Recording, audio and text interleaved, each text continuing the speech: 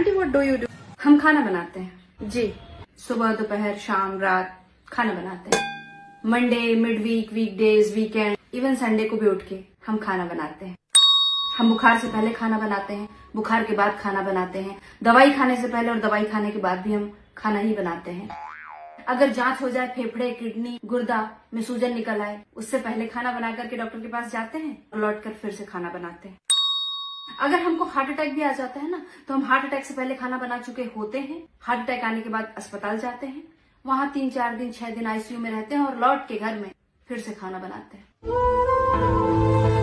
दुनिया के लिए होली दिवाली दशहरा छुट्टी होती होगी, हम उसमें और ज्यादा खाना बनाते हैं। स्पेशल खाना पूरी पकौड़ी कचौड़ी मटरी गुजिया बनाते ही चले जाते हैं।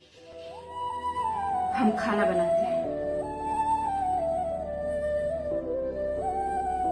Aunty what do you do? हम खाना बनाते हैं जी।